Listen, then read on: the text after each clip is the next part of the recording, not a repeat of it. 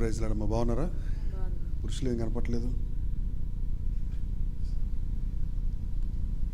యోహాను సువార్త 13:34-35 చదువుకుందాం. యోహాను సువార్త 13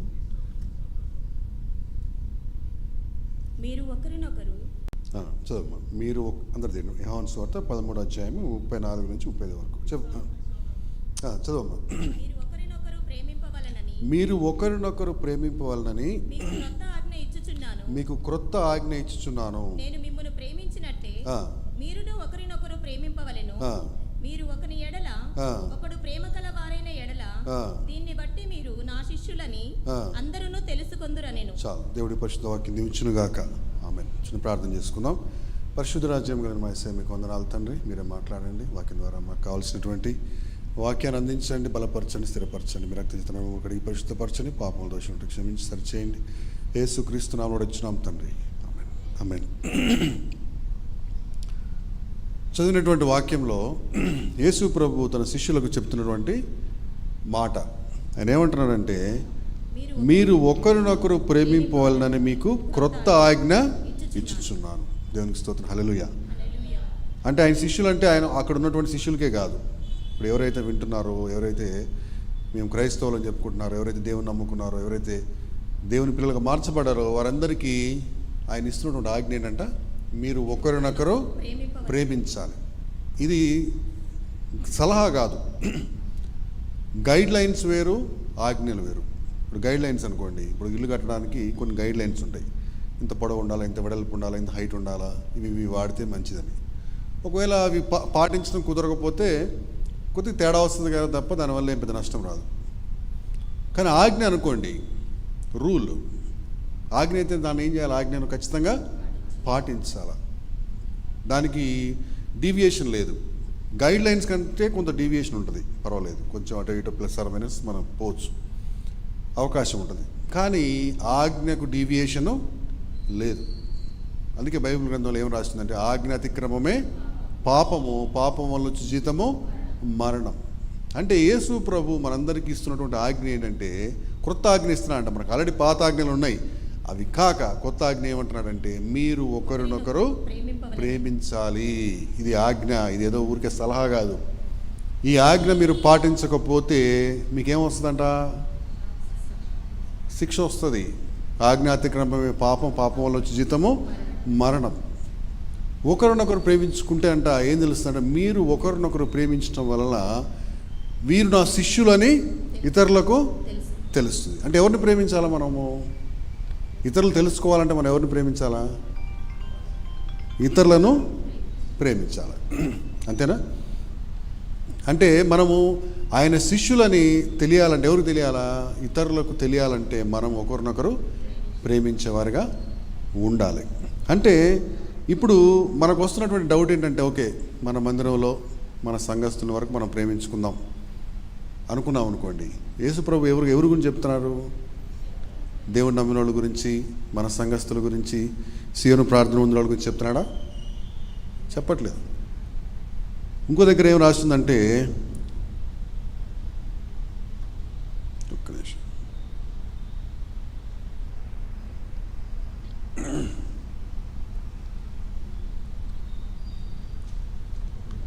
మత్తయి సువార్త 5:43-44 చదువుకుందాం.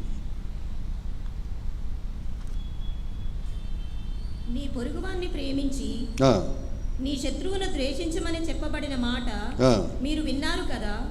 నేను మీతో చెప్పున్నదేమనగా మీరు పరలోకమందున్న మీ తండ్రికి కుమారులై ఉండునట్లు మీ శత్రువులను ప్రేమించుడి, మిమ్మును హింసించు వారి కొరకు ప్రార్థన చేయుడి. ఎవరిని ప్రేమించాలంట? శత్రువులు. ఎవరైనా శత్రువులను ప్రేమిస్తాడా? శత్రువులను మనకెవరన్నా మన గురించి ఎవరైనా తప్పుగా మాట్లాడారనుకోండి, మన గురించి ఎవరైనా నెగిటివ్గా మాట్లాడారు, లేదు మనకేదో జరగాల్సిన మర్యాద జరగలేదు, మర్యాదే లేదో, పలకరీలేదో, నవ్వలేదో, లేకుంటే ఇంకేదో మాట్లాడు, మనకేమైపోతుంది? వాళ్ళ మీద విపరీతమైన కోపం వచ్చేస్తుంది, ద్వేషం వచ్చేస్తుంది, దూషించేస్తాం, ఏదో ఒకటి అనేస్తాం, ఏదో చిన్న మర్యాద జరగనందుకు. ఇంక శత్రువు అయితే ఇంకా ఆడు సావే కోరుకుంటాం మనం. అంతేనా? మనకి ఎవరైనా కీడు చేస్తే మనం ఏం చేస్తామంటే, ప్రభా దుర్మార్గుడు నువ్వే చూసుకో అని మనం ఎంతగానో వాళ్ళ మరణాన్ని అపేక్షిస్తాను. అంటే నేను కూడా ఈ వాక్యం నాకు కూడా అప్లై అవుతుంది. అంటే దేవుడు వాక్యం చెప్పేటప్పుడు మీతో మాట్లాడతాడు, నాతో కూడా మాట్లాడతాడు. దేవునికి స్తోత్రం, హల్లెలూయా. అందుకే ఈ వాక్యాన్ని ఏమంటారంటే రెండంచుల వాడిగల ఖడ్గం, అవతలవాడిని కొడుతుంది, యువతలవాడిని కూడా కొడుతుంది అనమాట. అంటే ఏంటంటే శత్రువుల్ని ప్రేమించాలంట, వాళ్ళ గురించి ఏం చేయాలంట? ప్రార్థన చేయాలంట. శత్రువుల్ని ప్రేమించడం అనేది దాదాపుగా అసాధ్యం. మనకి ఈ మధ్యలో సహోదరులను ప్రేమించేదే కష్టంగా ఉంది. తన సహోదరులు ఇంకో దగ్గర వాక్యంలో ఏముంటుందంటే మొదటి యోహాను పత్రిక 3వ అధ్యాయంలో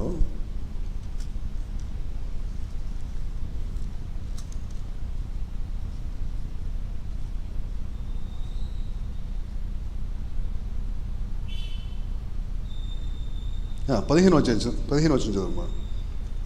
తన సహోదరుని ద్వేషించువాడు నరహంతకుడు, ఏ నరహంతకుని యందును నిత్య జీవం ఉండదని మీరు ఎరుగుదురు. తన సహోదరుని ప్రేమించకుండా ద్వేషిస్తే ఏంటంట? నరహంతకుడు. మరి ఎంతమంది మనం మర్డర్ కేసులు ఇరుక్కుంటారో చూసుకోండి. సహోదరుడు అంటే ఎవరు? దేవుడు నమ్మినోడు సహోదరుడు. మనం ఎవరిని ప్రేమించాలా? ప్రపంచంలో ఉన్న మనుషులందరినీ ప్రేమించాలా, శత్రువులను కూడా ప్రేమించాలి, వాళ్ళ గురించి ప్రార్థన చేయాలి. నువ్వు సహోదరుడు కనుక ద్వేషిస్తే ఏం చేస్తావు? ఏమంటున్నాడు? నరహంతకుడివి. మర్డర్ కేసులు ఇరుక్కున్నాడు. ఎవడన్నా మర్డర్ కేసులు ఇరుక్కుంటే ఎంత భయం ఉంటుంది? భారతదేశ చట్ట ప్రకారం మర్డర్ కేసులు ఇరుక్కుంటే ఎన్ని సంవత్సరాలు జైలు శిక్ష? 4-5 సంవత్సరాలు ఉంటుంది అనుకుంటా కదా. అంటే నాకు కరెక్ట్గా తెలియదు, అనుకుంటున్నా అప్రాక్సిమేట్లీ. అంటే దేవుడు సహోదరుని ద్వేషిస్తే నరహత్య చేసిన దాంతో సమానం. అందరినీ ప్రేమించమంటున్నాడు. మీరు ప్రేమిస్తేనే మీరు నా శిష్యులని ఇతరులకు తెలుస్తుంది. మీరు అన్ని జనులను ప్రేమించాలా. నీకు స్నేహితులు బంధువులు ఎంతోమంది ఉంటారు, అన్ని జనులు, వాళ్ళను కూడా ప్రేమించాలా. వాళ్ళు వస్తే మీరు దూరం అన్నారు అనుకోండి, దాన్ని బట్టి మీరు యేసు ప్రభు శిష్యులను వాళ్ళకి తెలియకపోగా వాడు తీర్పులో ఏమని చెప్తాడంటే, ఏమైనా ఎందుకు నిజమైన దేవుని తెలుసుకోలేకపోయామంటే, నాకు మీ గురించి ఎవడో చెప్పలేదు.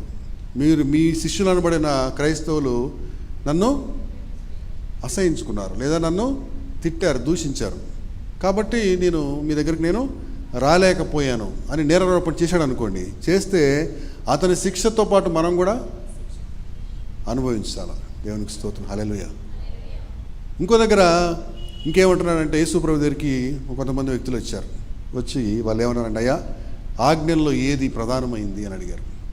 అడిగితే ఆయన ఏం చెప్పాడంటే, ఆజ్ఞలు ఏది ప్రధానమైందంటే, నిన్ను వల్ల నీ పొరుగు, మొదటిది నీ దేవుడైన యెహోవాను పూర్ణాత్మతో, పూర్ణ మనసుతో, పూర్ణ భక్తితో సేవించాలి. అది మొదటి ఆజ్ఞ. రెండవ ఆజ్ఞ ఏంటా అంటే, నిన్ను వల్ల నీ పొరుగు వారిని ప్రేమించాలి. రెండవ ఆజ్ఞ. ఈ ధర్మశాస్త్రం అంతా ఈ రెండిట్లోనే ఉందన్నాడు. అంటే ఏంటంటే, మన భక్తి జీవితం, మన విశ్వాసం అంతా కూడా దేనికి ముడిపడిందంటే ప్రేమతో ముడిపడి ఉంది. నిన్ను వల్ల నీ పొరుగు వారిని ప్రేమించాలి. మొదటిగా దేవుని ప్రేమించాలా. దేవుని కన్నా ఎక్కువగా దేన్ని ప్రేమించకూడదు. ఒకవేళ నువ్వు దేవుని కన్నా ఎక్కువగా దేనిని ప్రేమించావు అనుకోండి, అది నీకేమైపోద్ది? చాలాసార్లు చెప్పిన ఏమైపోద్ది మీకు? అది విగ్రహముగా మారిపోద్ది. అదే నీకు దేవుడుగా మారిపోద్ది. ఒకవేళ నువ్వు ధనమును ఎక్కువగా ప్రేమించావు అనుకోండి, దేవుని కన్నా ఎక్కువగా, ధనాన్ని, నీకు డబ్బు కావాలన్నా, దేవుడు కావాలన్నా, అంటే నాకు డబ్బే కావాలన్నావు అనుకోండి, అప్పుడు నీకు దేవుడు ఎవరు అనమాట?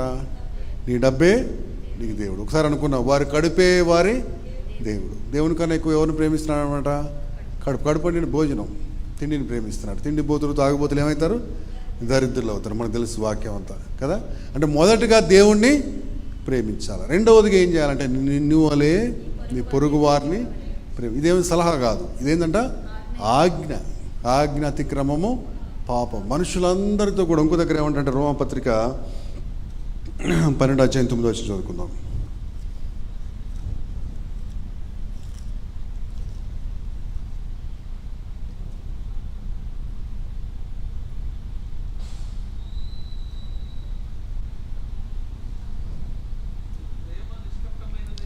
మీ ప్రేమ నిష్కపటమైనది ఉండవలను.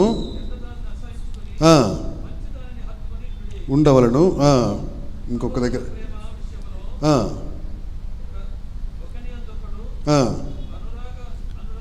అనురాగము గలవారై ఘనత విషయంలో ఒకరినొకడు గొప్పగా ఎంచుకొనుడి.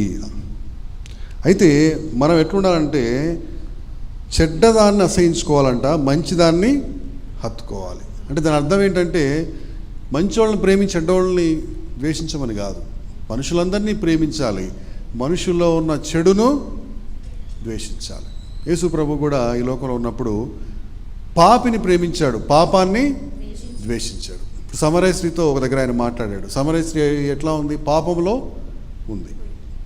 సమరయ స్త్రీని ఆయన ద్వేషించాల, సమరయ స్త్రీ ఆమెను ఆయన ప్రేమించాడు. కానీ సమరయ స్త్రీలో ఉన్నటువంటి పాపాన్ని ద్వేషించాడు, ఆ పాపం నుంచి ఆమెను విడుదల చేశాడు. దేవునికి స్తోత్రం, హల్లెలూయా. మనం కూడా చాలామందిని అసహించుకుంటాం వారి పాపాన్ని బట్టి. వాడు పాపిస్తుడండి, వాడితో మనం దూరంగా ఉందాం. కానీ దేవుని వాక్యం ఏం చెప్తా ఉందంటే, వాడు పాపిస్తుడు అని చెప్పేసి వాడిని దూరం పెట్టడం కాదు, వాడిని ప్రేమించు, వాడిని పాపం జోలికి నువ్వు పోవాకు. ఇక ప్రేమించమన్నారు కదా అని చెప్పేసి వాళ్ళ దగ్గర పోయి వాళ్ళ అలవాట్ల నీళ్ళు నేర్చుకుని వాళ్ళు పూసుకుంటే మళ్ళీ అది ఏమైపోతాం మనం?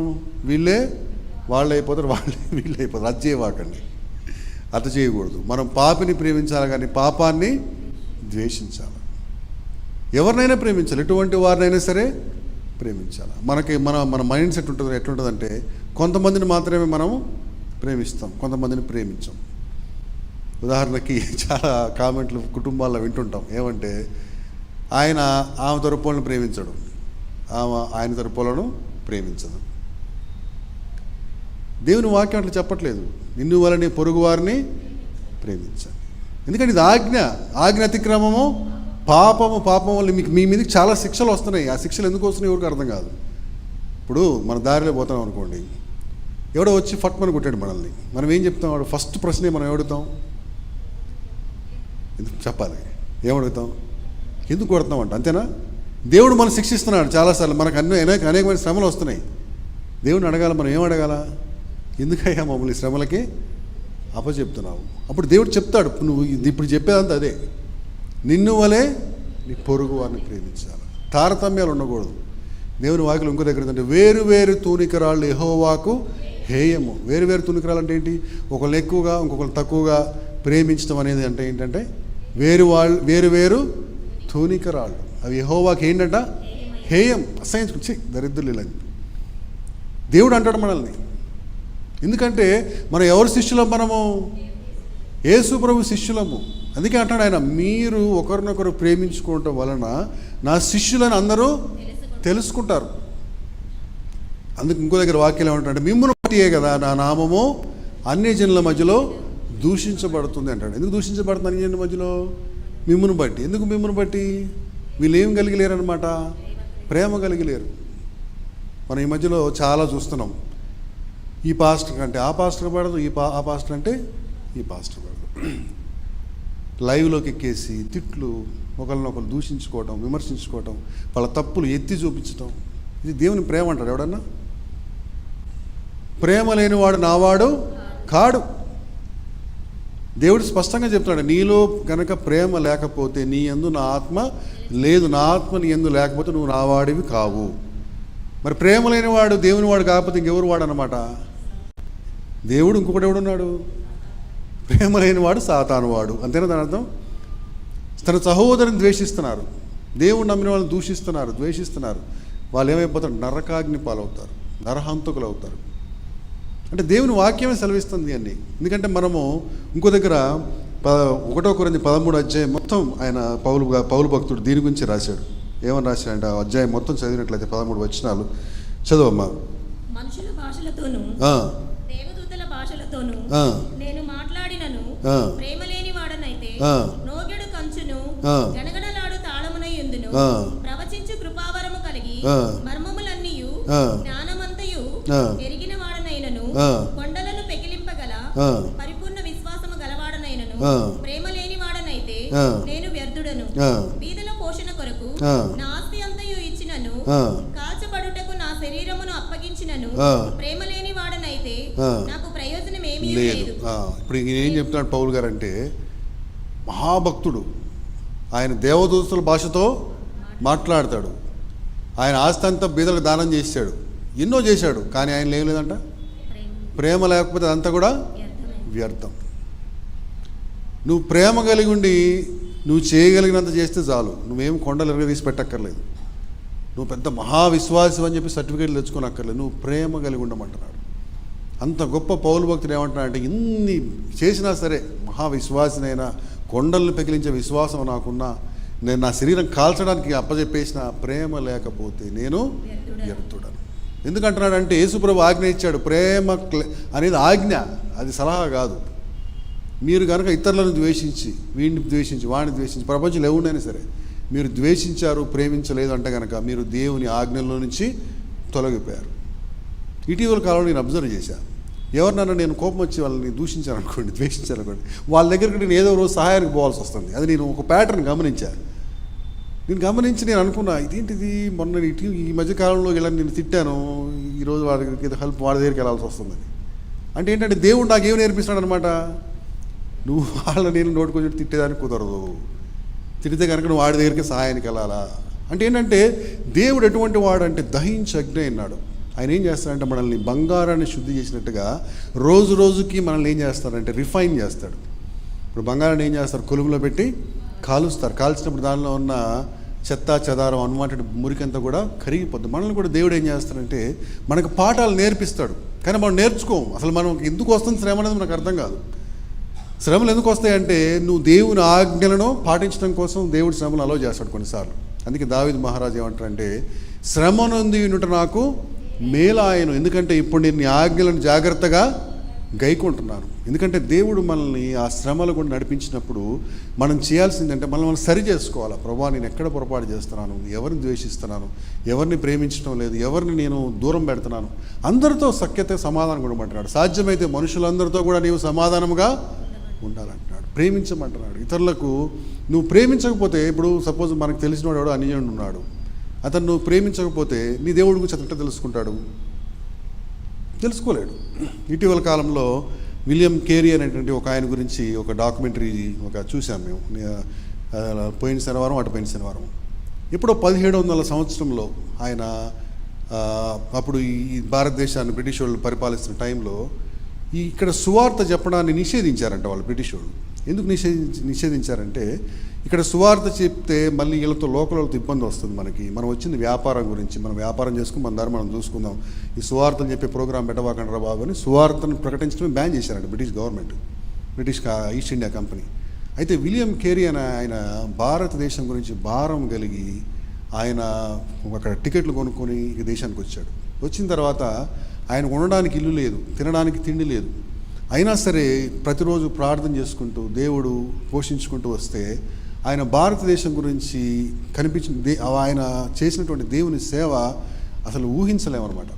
ఇక్కడ ఉన్నటువంటి దురాచారాల గురించి వాళ్ళకి మాట్లాడి, వాళ్ళకి దేవుని గురించి చెప్పి, కరపత్రాలు ఇచ్చి ఎన్నో ఇబ్బందులు పడ్డప్పటికీ ఆయన పునాది వేయగలిగాడు భారతదేశంలో వాళ్ళు చేసినట్టు సువార్తకు. ఎన్నో దురాచారాలను ఈ దేశం నుంచి నిర్మూలించడానికి ఆయన ఎంతగానో పాటుపడ్డాడు. ఆయన చూసినప్పుడు అనిపించింది, వీళ్ళతో పోల్చుకుంటే మనం చేసేది ఏమీ లేదు. ఇవాళ రేపు సువార్త ప్రకటించడం అంటే మనకి చాలా సులువు. మనకి మందిరాలు ఉన్నాయి, సంఘాలు ఉన్నాయి, మనం చక్కగా ప్రార్థన చేసుకుంటున్నాం.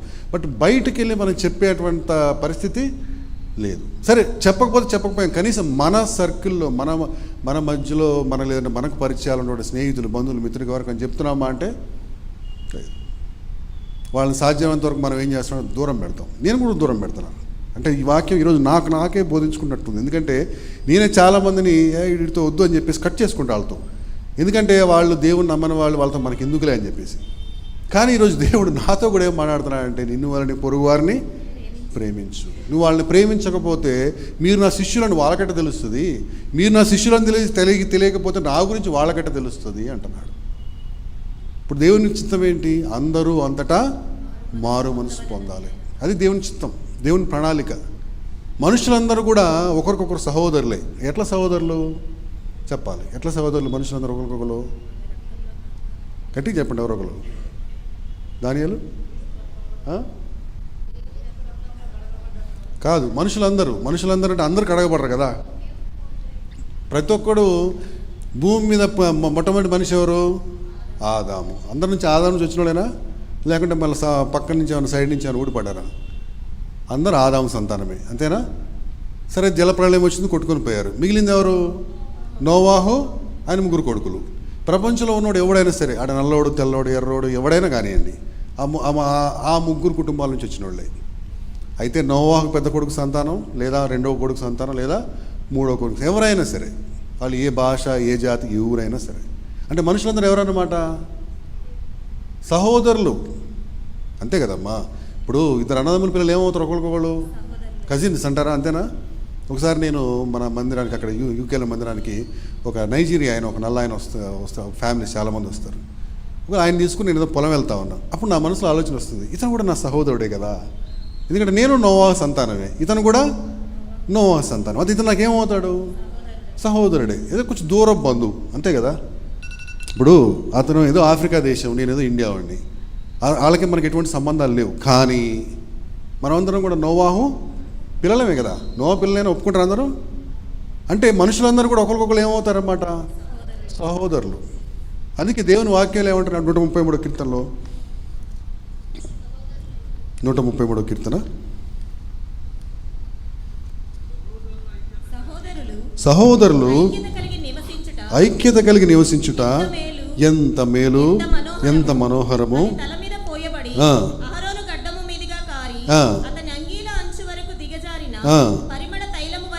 ఉండును.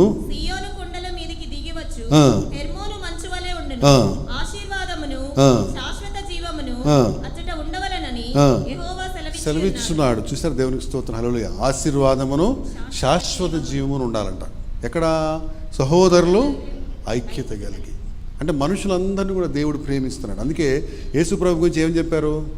క్రైస్తవుల కోసం వచ్చిన రక్షకుడు అన్నారా? ఏమన్నారు? లోక పాపమును మోసుకొని పోవు దేవుని గొర్రె. లోకం అంటే అందరు క్రైస్తవులు ఉంటారా? అందరి పాపాలు మోసుకొని పోయే దేవుని గొర్రెపిల్ల. దేవుని ప్రణాళికలు, దేవుని కృపలో మనం ఉన్నాం కాబట్టి మనం రక్షించబడ్డాం.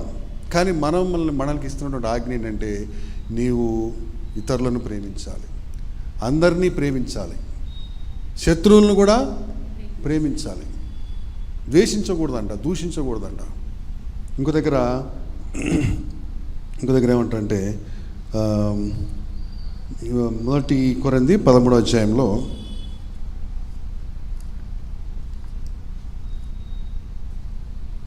4వ వచనం చదువుకుందాం. ప్రేమ దీర్ఘకాలము సహించును.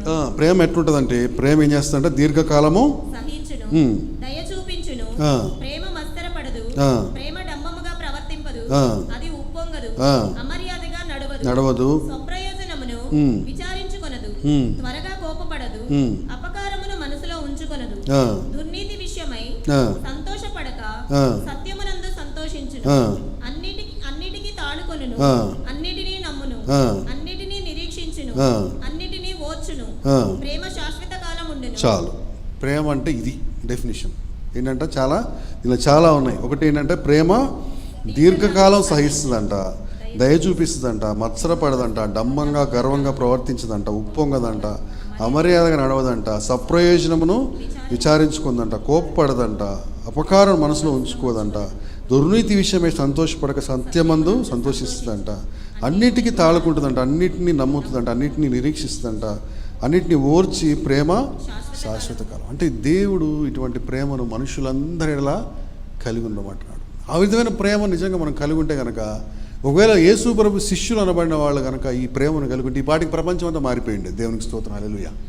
ఇక ప్రపంచం అంతా మారకుండా ఇంక ఇట్లా ఎందుకుంది అంటే, దేవుడు వేల వరకు చూపిస్తున్నాడంటే మన వైపే చూపిస్తున్నాడు. మీరు నా శిష్యులను వాళ్ళకి తెలవట్లేదు, వాళ్ళకి నేను తెలవట్లేదు, వాళ్ళు నశించిపోయి నరకానికి పోతున్నారు.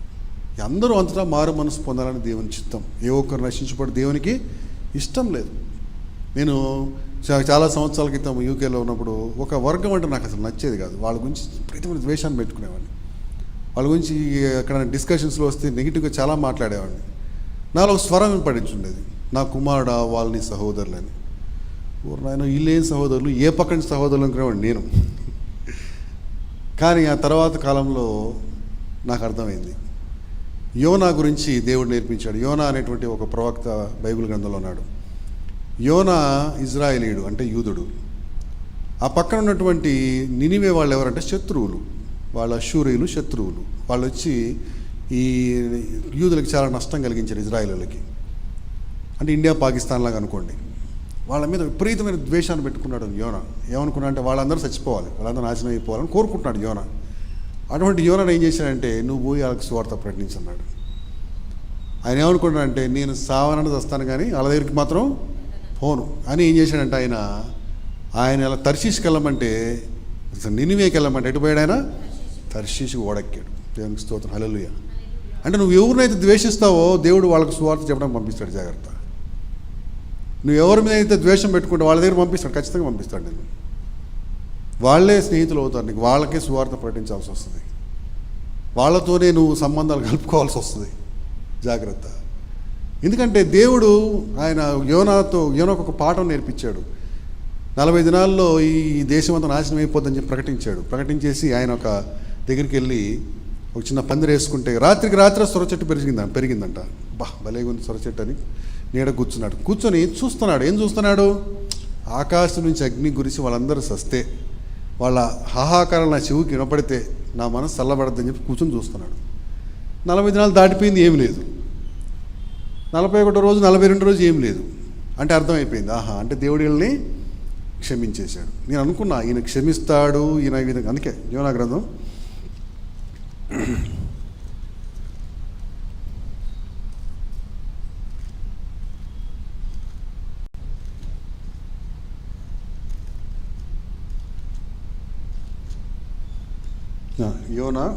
4వ అధ్యాయము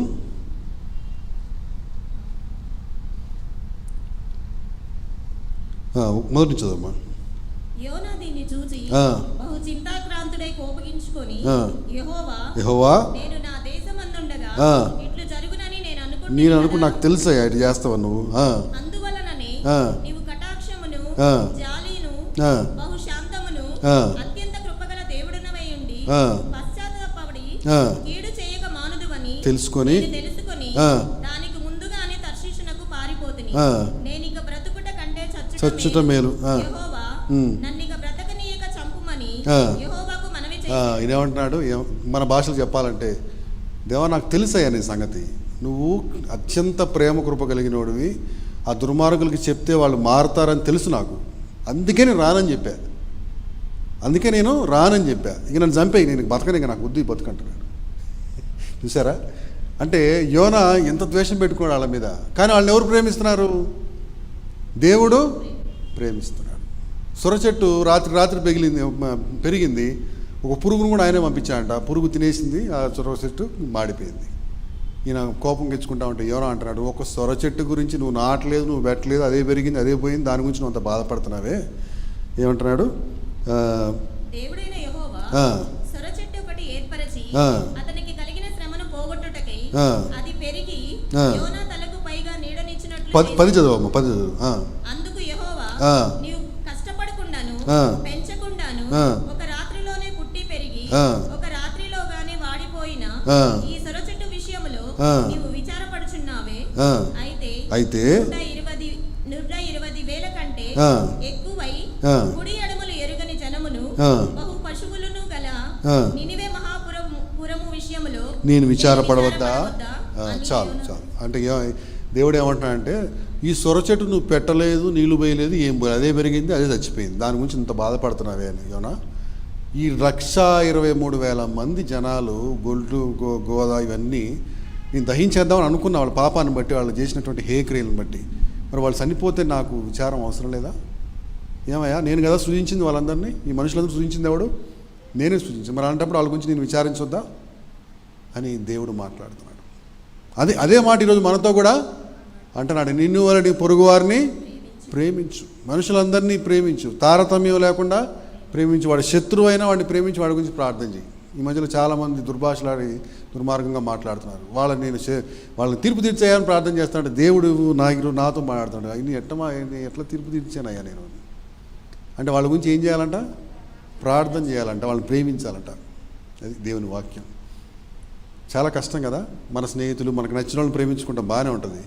శత్రువులను ప్రేమించాలంటే, లేదంటే మనకు నచ్చిన వాళ్ళని ప్రేమించాలంటే, మనకు నచ్చిన వాళ్ళు ఇంటికి వస్తే కూడా మన ముఖం ఏటమైపోద్ది, వెంటనే మాడిపోద్ది. వాళ్ళు ఎప్పుడు వెళ్ళిపోతారా అని చూస్తుంటాం మనం. కానీ దేవుడు ఏమంటున్నాడు? అందరినీ ప్రేమించాలా. మీరు ప్రేమించడం వలన మీరు నా శిష్యులై ఉంటారని వాళ్ళు తెలుసుకుంటారు. ఇది సలహా కాదు, ఇది దేవుని ఆజ్ఞ. ఈ ఆజ్ఞ అతిక్రమిస్తే వచ్చేటువంటిది పాపంలో వచ్చేటువంటిది మరణ శిక్ష. మరణం అంటే చచ్చిపోతారని కాదు, మరణకరమైన బాధ, వేదన, శిక్ష ఏదో వస్తుంది, ఉపద్రవం మన మీదకి. కాబట్టి దేవుని మాటలు ఎటువంటి అంటే ఆయన వాక్యం ఎటువంటిదంట కంసాలి అగ్ని వంటిది, చాకలివాని సబ్బు అంటుంది. మనల్ని శుద్ధి చేస్తూ ఉంటుంది, మనం క్లీన్ చేస్తూ ఉంటుంది. రోజు మనం నేర్చుకుంటూ ఉంటాం. మనం ఈ భూమి మీద మన యాత్ర ముగించేంత వరకు కూడా మనం ప్రతిరోజు కూడా మనం ఏం చేయాలంట, నేర్చుకోవాలి. ప్రతిరోజు నేర్చుకోవాలి. నాకు అని తెలుసులే అనుకోవడానికి లేదు. ఎవడు మాస్టర్ కాదు ఇక్కడ. ప్రతివాడు కూడా ప్రతిరోజు నేర్చుకుంటూ ఉండాలా. అందుకే పౌలు గారు ఏమంటారంటే, మీ అందరికీ బోధించి నేను ఎక్కడ భ్రష్టుడిని అయిపోతానో అని ఆయన ఏం చేస్తాడు, ఆయన నలగొట్టుకుంటున్నాడంట. దేవుడు ఆయన శరీరంలో ఒక ముళ్ళు పెట్టాడు. ఎందుకు పెట్టాడు ఆ ముళ్ళు అంటే, ఆయన హెచ్చిపోకుండా. అంటే ఏంటంటే, నాకు అర్థమైన భాష ఏంటంటే, ఆయన దేవుని ఆజ్ఞల ప్రకారం కరెక్ట్గా నడుచుకున్నంతసేపు ఆయనకి ఆ ముళ్ళు ఏమి ఇబ్బంది పెట్టదు. ఒకవేళ పొరపాటున డీవియేషన్ వచ్చింది అనుకోండి, ఆ ముళ్ళు అంటే ఒకవేళ తలనొప్పో, కాలు నొప్పో, లేకపోతే మోకాలు నొప్పో, లేకపోతే ఇంకేదో ఆయన మరి శరీరంలో ఉండే ఆయన బలహీనత మనకు తెలియదు, అది వస్తుంది. అది వచ్చినప్పుడు ఆయన ఏం చేయాలంటే పశ్చాత్తాపడుతుంది. ప్రభువా నేను ఏం చేశాను, ఆయన నాకు చూపిస్తే నేను సరి చేసుకుంటాను. ఆయన సరి చేసుకోగానే ఆ ముళ్ళు తొలగిపోతుంది. ఇటీవల కాలంలో నాకు తేమడైట్ రావటం అంత గురించి ప్రార్థన చేసి దేవుడు అదే అన్నాడు, అది తీయడం కుదరదు, నువ్వు కరెక్ట్గా ఉంటే అది రాదు, నువ్వు కరెక్ట్గా లేకపోతే వస్తుంది. అది సరే ప్రభువా మంచిదిలే అని. అంటే ఏంటంటే ముళ్ళులు పెడతాడు దేవుడు. ఎందుకు పెడతాడంటే మనం కరెక్ట్గా ఉండాలా. ఎందుకు మనం ఇంత భక్తి చేసేది ఎందుకు? భూమి మీద ఆస్తులు సంపాదించుకోవడానికి కాదు. మన ప్రయాసం అంతా ఎందుకు చెప్పాలి? పరలోకం పోవడానికి. ఇంత ఒకడు లోకమంతా సంపాదించుకొని ప్రాణం పోగొట్టుకుంటే వానికి ఏమీ ప్రయోజనం లేదు. మనం చేసే భక్తి అంతా కూడా ఎందుకురా నాయనంటే పరలోకం అనేది పోవడానికి. యుగయుములు అక్కడ దేవునితో జీవించాలి. అది కదా మన ప్రణాళిక. భూమి మీద జీవించేది ఎంతకాలం? తక్కువ కాలమే. కానీ ఈ భూమి మీద నువ్వు జీవించినటువంటి రక్షణను కొనసాగిస్తే కనుక ఈ పరుగు పందెంలో ఓపిక చివరి వరకు పరిగెత్తాలి. మధ్యలో నేను 10 సంవత్సరాలు భక్తి చేసిన తర్వాత 10 సంవత్సరాలు చెడిపోయినట్టు కుదరదు. చివరిదాకా అది కొనసాగిస్తేనే రక్షణకి విలువ. కాబట్టి మనము దేవుని శిష్యులము, యేసు ప్రభు శిష్యులమని మనల్ని దీవించాలి, ఆశీర్వదించాలంటే కనుక దేవుడి మనకు చెప్తున్న పాఠం ఏంటంటే, నిన్ను వారిని పొరుగు వారిని ప్రేమించాలి, నీ సహోదరులను ప్రేమించాలి. నీ పొరుగు వారిని ప్రేమించకపోయినా, సహోదరుని ప్రేమించకపోయినా నరహత్యతో సమానం. దేవుడి మాటలు దీవించును గాక. ఆమె చిన్న ప్రార్థన చేసుకుందాం. పరిశుద్ధమైన మా ప్రియపరలోకతాన్ని వాక్యం ద్వారా నాతో మీరు మాట్లాడారు. అనేక మందిని ద్వేషించి దూషించేటువంటి వారుగా మేము ఉంటున్నామయ్యా, మమ్మల్ని క్షమించండి. ఇప్పుడు వారికి తెలిస్తే ఎలాగో చేసిన పొరపాట్లన్నింటినీ క్షమించి మమ్మల్ని సరిచేయండి. ఇక మీదట మనుషులందరినీ ప్రేమించేవారుగా, మీ శిష్యులని ప్రజలు తెలుసుకున్నట్లుగా కృప చూపించు. పాపాన్ని ద్వేషించి పాపిని ప్రేమించేటువంటి మీ క్రీస్తు యేసు కలిగిన ఆ మనస్సు మాకు కలుగజేయండి. మీ కృప చూపించండి. వాక్యం ఎవరి పట్ల నిరర్ధకమైపోకుండా అందరి పట్ల పనిచేయటకు ఆ వాక్యాన్ని నీరుకట్టి ఫలింపజేయండి. దేవుడైన యేసు క్రీస్తు నామములో వేడుకుంటున్నాం తండ్రి, ఆమేన్.